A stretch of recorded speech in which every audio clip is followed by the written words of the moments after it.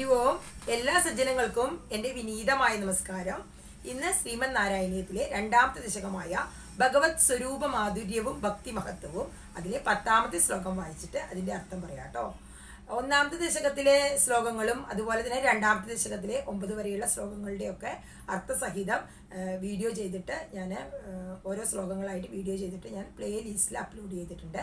അതിൻ്റെ ലിങ്ക് ഞാൻ ഡിസ്ക്രിപ്ഷൻ ബോക്സിൽ ആഡ് ചെയ്യാം കേട്ടോ. കാണാത്തവരുണ്ടെങ്കിൽ കാണാം. ഓം നമോ ഭഗവതേ വാസുദേവായ.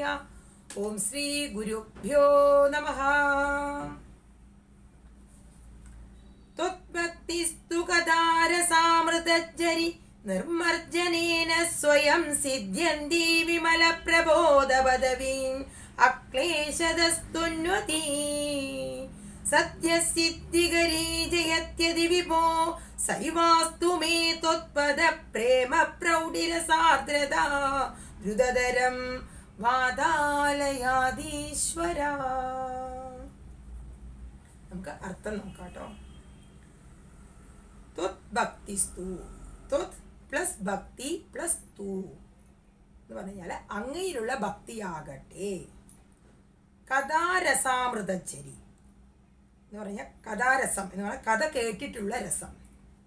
ഭഗവാന്റെ കഥകളുടെ ആ ഗുണങ്ങളോടും മേന്മയോടും കൂടിയിട്ടുള്ള ആ കഥകളൊക്കെ അങ്ങനെ കേട്ടിട്ട് അതുകൊണ്ടുള്ള രസം കൊണ്ട് ഉണ്ടായ അമൃതച്ചെരി പറഞ്ഞ അമൃതിൻ്റെ ആ ചെരി പറഞ്ഞാൽ ഒഴുക്ക്, പ്രവാഹം എന്നൊക്കെ പറയും.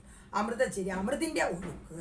നിർമർജനേന എന്ന് പറഞ്ഞാൽ എന്താണ്? അതിൽ മുങ്ങിക്കുളിക്കുന്നു എന്ന് പറഞ്ഞാൽ ഈ ഭഗവാന്റെ കഥകളിൽ ഗുണങ്ങളോടും മേന്മയോടുമുള്ള നല്ല നല്ല കഥകൾ ഇങ്ങനെ കേൾക്കുന്നുണ്ടല്ലോ. അപ്പോൾ ആ കഥ കേൾക്കുമ്പോൾ അമൃതാകുന്ന രസത്തിൽ ഇങ്ങനെ ആനന്ദത്തിൽ ആറാടുന്നു എന്ന് പറയുകയാണ് ഇവിടെ. മുങ്ങി കുളിക്കുന്നു പറഞ്ഞാൽ ആനന്ദത്തിൽ ഇങ്ങനെ ആറാടുന്നു. ത്വത്ഭക്തിസ്തു സ്വയം സിദ്ധ്യന്തി. അപ്പൊ എന്തുണ്ടാവുന്നു? സ്വയം സിദ്ധ്യന്തി. എന്ത്? ഭക്തി സ്വയം സിദ്ധ്യന്തി. നമ്മൾ ഒരു പ്രയത്നവും ഇല്ലാണ്ട്, ഒരു ബുദ്ധിമുട്ടും ഒന്നും, ഒരു എഫേർട്ടും ഒന്നും എടുക്കാണ്ട് എന്തുണ്ടാവുന്നു? നമുക്ക് ആ ഭക്തി ഉണ്ടാവുന്നു എന്ന് പറയാണ്. അങ്ങനെ ഭക്തി ഉണ്ടാവുമ്പോ എന്തുണ്ടാവുന്നു? വിമല പ്രബോധ പദവീം അക്ലേശതസ്തുന്വതി. വിമലം എന്ന് പറഞ്ഞാൽ പരിശുദ്ധമായ, പ്രബോധം പറഞ്ഞാൽ ജ്ഞാനം.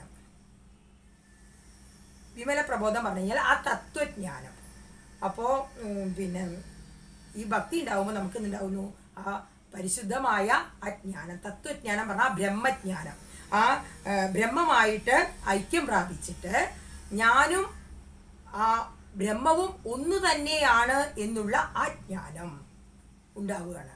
അപ്പോൾ അങ്ങനെ ആ ജ്ഞാനം ഉണ്ടാകുമ്പോൾ, ആ ബ്രഹ്മവും താനും ഒന്നാണെന്നുള്ള ആ ജ്ഞാനം, ആ ബ്രഹ്മജ്ഞാനം ഉണ്ടാകുമ്പോൾ എന്തുണ്ടാവുന്നു? ആ പദവി കിട്ടുന്നു. എന്ത്? മോക്ഷം എന്നുള്ള ആ പദവി നമുക്ക് കിട്ടുന്നു എന്നുള്ളതാണ് ഇവിടെ പറയുന്നത് കേട്ടോ. അക്ലേശതസ്തുന്യതി, ഒരു ക്ലേശവും ഇല്ലാണ്ട്, ഒരു ബുദ്ധിമുട്ടും ഇല്ല, ഒരു വിഷമവും ഇല്ലാണ്ട് നമുക്ക് സത്യസിദ്ധികരി പെട്ടെന്ന് തന്നെ നമുക്ക് ആ മോക്ഷത്തെ കിട്ടുന്നു. അപ്പോൾ എന്താ പറയണമെന്ന് വെച്ച് കഴിഞ്ഞാൽ, നമ്മൾ കഴിഞ്ഞ ശ്ലോകത്തിൽ പറഞ്ഞുല്ലോ, കർമ്മയോഗത്തെക്കാളും ജ്ഞാനയോഗത്തെക്കാൾ കർമ്മയോഗവും ജ്ഞാനയോഗവും ഒക്കെ ആചരിക്കേണ്ട ആ ബുദ്ധിമുട്ടുകളെ പറ്റിയൊക്കെ മനസ്സിലാക്കിയില്ലേ? അപ്പോൾ വളരെ ബുദ്ധിമുട്ടാണ് അല്ലേ? അതൊക്കെ നമ്മൾ ആചരിച്ചൊക്കെ വന്ന് മനസ്സൊക്കെ ശുദ്ധാക്കി എല്ലാം ചെയ്തു കഴിഞ്ഞാലും എന്താണ്? അതൊക്കെ കുറേ ജന്മങ്ങൾ നമുക്ക് എടുക്കേണ്ടി വരും. അതിനെ പറ്റിയുള്ള പൂർണ്ണമായ ജ്ഞാനം കിട്ടുന്നതിന് ഒരു ജന്മം കൊണ്ടൊന്നും നമുക്ക് എടുക്കാൻ കഴിയില്ല. പക്ഷേ ഇവിടെ ഭഗവാന്റെ കഥ ഇങ്ങനെ കേട്ട് ആ രസമാകുന്ന അമൃതത്തിൽ ഇങ്ങനെ ആറാടിയിരിക്കുമ്പോൾ എന്തുണ്ടാവുന്നു? നമ്മൾ ആനന്ദം ഇങ്ങനെ നിറയുന്നു. അപ്പോൾ നമ്മൾ ഭക്തി ഉണ്ടാവുന്നു. ഭക്തി ഉണ്ടാവുമ്പോൾ നമുക്ക് പിന്നെ കഥകൾ കേട്ട് ജ്ഞാനം കൂടുന്നു. അങ്ങനെ തത്വജ്ഞാനം, ആ ബ്രഹ്മജ്ഞാനം ഉണ്ടാകുമ്പോൾ ആ താനും ബ്രഹ്മവും ഒന്നു തന്നെയാണ് എന്നുള്ള അത് നമുക്ക് ആ ജ്ഞാനം നമുക്ക് കിട്ടുന്നു. അങ്ങനെ നമുക്ക് മോക്ഷം കിട്ടുന്നു. ഒരു പ്രയാസവും ഇല്ലാണ്ട്, നമ്മൾ ഒരു ബുദ്ധിമുട്ടും സഹിക്കാതെ തന്നെ നമുക്ക് അത് കിട്ടുന്നു, പെട്ടെന്ന് തന്നെ കിട്ടുന്നു എന്നുള്ളതാണ് ഇവർ പറയുന്നത്.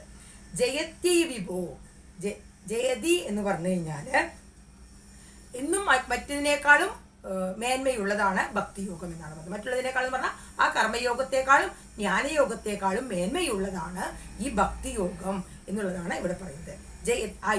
ഐ എന്ന് പറഞ്ഞാൽ അല്ലയോ എന്നാണ് പറയുന്നത്. വിഭോ പറഞ്ഞാൽ സർവശക്തനായ ആ ഭഗവാനെ എങ്ങനെ വിളിക്കണം, അല്ലയോ ഭഗവാനെ എന്ന് വിളിക്കുകയാണ്. സൈവാസ്തു മേ ത്വത്പദ പ്രേമ പ്രൗഢി രസാർദ്രത ദ്രുതതരം വാതാലയാദീശ്വര. സൈവാസ്തു സാ പ്ലസ് ഏവ പ്ലസ് തു എന്ന്, സൈവാസ്തു മേ എന്ന് പറഞ്ഞു കഴിഞ്ഞാല് ആ ഭക്തി എനിക്ക് തരൂ എന്ന് പറയാണ്. മേ പറഞ്ഞാൽ എനിക്ക്. ത്വത്പദ പ്രേമ പ്രൗഢി രസാർദ്രത ദ്രുതതരം. ത്വത്പദ അങ്ങയുടെ തൃപ്പാദങ്ങളില് ഉള്ള പ്രേമം കൊണ്ടുണ്ടാകുന്ന ആ ആർദ്രത അതാണ് പറയുന്നത്. ദ്രുതതരം വാതാലയാദീശ്വര. ദ്രുതരം പറഞ്ഞാൽ ദ്രുതതരം പറഞ്ഞാൽ എളുപ്പത്തില്. വാതാലയാദീശ്വര പറഞ്ഞാൽ ഭഗവാനെ എങ്ങനെ വിളിക്കുകയാണ്. അപ്പോൾ എന്താ പറയുന്നത്, അങ്ങയുടെ തൃപ്പാദങ്ങളെ കൈവിടാണ്ട് ആശ്രയിക്കുവാനുള്ള ആ ഭാഗ്യം എനിക്ക് തരൂ, ആശ്രയിക്കാൻ എനിക്ക് കഴിയട്ടെ എന്ന് മേൽപ്പത്തൂര് ഇങ്ങനെ പറയുകയാണ് ഭഗവാനോട്. വാതാലയ ആദീശ്വര ഗുരുവായൂരപ്പ, എനിക്ക് ആ തൃപ്പാദങ്ങളിലുള്ള ആ പ്രേമം എന്നും ഉണ്ടാക്കി തരണേ എന്ന് പറഞ്ഞ ഭക്തി തരണേ എനിക്ക് എന്ന് പറഞ്ഞ് മേൽപ്പത്തൂര് ഇങ്ങനെ പറയുകയാണ് ഭഗവാനോട്. അതുപോലെ നമുക്കും ആ ഭഗവാനോട് അങ്ങനെ തന്നെ പ്രാർത്ഥിക്കാം.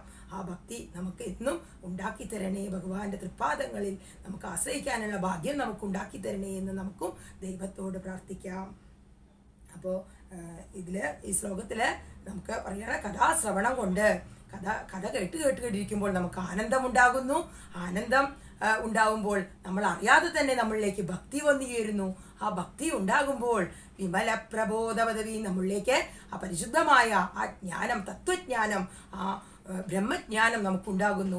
ബ്രഹ്മവും ഒന്ന് തന്നെയാണ് എന്നുള്ള ആ ബ്രഹ്മജ്ഞാനം നമുക്കുണ്ടാവുന്നതിലൂടെ നമുക്കറിയാതെ എന്തുണ്ടാവുന്നു, നമുക്ക് ആ മുക്തി എന്ന മോക്ഷം എന്നുള്ള പദം നമുക്ക് ഉണ്ടാകുന്നു. അതാണ് പറയുന്നത്. ആ മോക്ഷത്തിലേക്ക് നമ്മൾ എത്തിയിരുന്നു. അപ്പോൾ ഏറ്റവും ഉത്തമമായിട്ടുള്ളത്, എളുപ്പത്തിൽ നമുക്ക് എത്തിച്ചേരാനുള്ള മാർഗം എന്ന് പറയുന്നത് ഭക്തിയോഗം തന്നെയാണ് എന്ന് ഒന്നുകൂടി നമുക്ക് ഈ ശ്ലോകത്തിൽ മനസ്സിലാക്കി തരികയാണ്. അപ്പോൾ നമ്മളിത് ഈ ദശകത്തിൽ നമ്മൾ ഈ ഭക്തിയോഗത്തിൻ്റെ ഇതാണ് കൂടുതൽ മനസ്സിലാക്കിയത്. ഭക്തിയോഗത്തിൻ്റെ കാര്യങ്ങളാണ്. പിന്നെ അതുപോലെ തന്നെ ഭഗവാന്റെ സ്വരൂപ വർണ്ണനയൊക്കെ നമ്മൾ വളരെ വ്യക്തമായി മനസ്സിലാക്കി. അപ്പോൾ ഈ ദശകം ഭഗവാന്റെ തൃപ്പാദങ്ങളിൽ സമർപ്പിക്കാനുള്ള ഭാഗ്യം എനിക്കുണ്ടായി. ഭഗവാന്റെ തൃപ്പാദങ്ങളിൽ ഈശ്വരാനുഗ്രഹം കൊണ്ട് ഞാനത് സമർപ്പിക്കുകയാണ്. അപ്പോൾ ഞാൻ ഈ ശ്ലോകം ഒന്നുകൂടി വായിക്കാം കേട്ടോ. ത്വദ്ഭക്തിസ്തു കഥാരസാമൃതജ്ജരി നിർമർജനേന സ്വയം സിദ്ധ്യന്തീവം വിമല പ്രബോധ പദവീം അക്ലേശതസ്തുന്വതി സദ്യസിദ്ധികരീ ജയത്യൈ വിഭോ സൈവാസ്തു മേ ത്വത്പദ പ്രേമ പ്രൗഢിരസാർദ്രതാ ദ്രുതതരം വാതാലയാദീശ്വര. അപ്പോൾ നിങ്ങൾക്ക് ഞാൻ പറയുന്നതൊക്കെ ഇഷ്ടമാവുകയാണെങ്കിൽ നിങ്ങൾ ലൈക്ക് ചെയ്യുക, കമൻറ്റ് ചെയ്ത് അഭിപ്രായങ്ങളൊക്കെ അറിയിക്കുക, മറ്റുള്ളവരിലേക്കൊക്കെ ഷെയർ ചെയ്ത് കൊടുക്കുക കേട്ടോ. എല്ലാവർക്കും ഈശ്വരാനുഗ്രഹം ഉണ്ടാവട്ടെ.